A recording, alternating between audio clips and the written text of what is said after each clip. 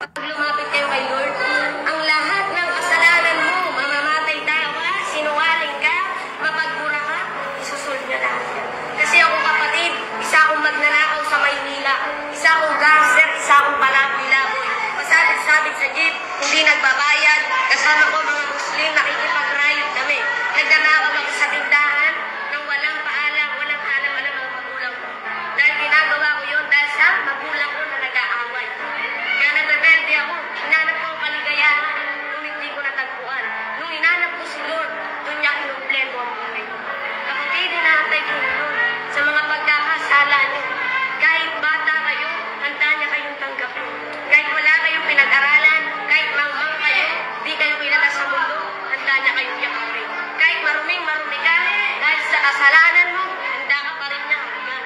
Kasi kapatid, pag-ibig sa'yo ni Lord, higit pa sa isang nanay, higit pa sa isang tatay, higit pa sa isang syuta, higit pa sa isang kaibigan.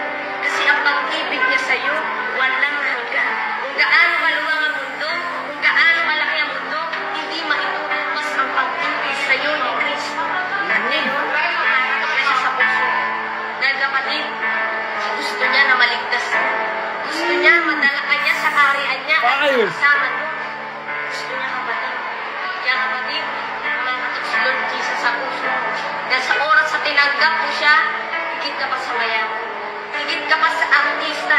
Higit ka pa kay President Duterte. Higit ka pa sa lahat. Kasi si Kristo ay higit sa lahat. Whoo! Fire! Not by might, nor by power, but by my spirit, says the Lord of hosts.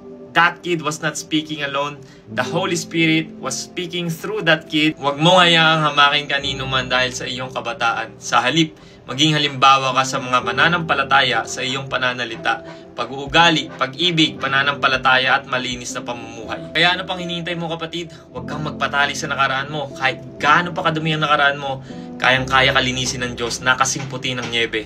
Kayang-kaya niyang patawarin ang lahat ng kasalanan mo. Huwag mo nang i-delay, bumalik ka na sa Diyos dahil hinihintay ka niya. Magsisi ka sa mga kasalanan mo at tatanggapin ka ng Diyos ng buong buo. Amen? Grabe yung batang yon. Baka may nakakakilala sa inyo sa kanya. Sabihin nyo lang po.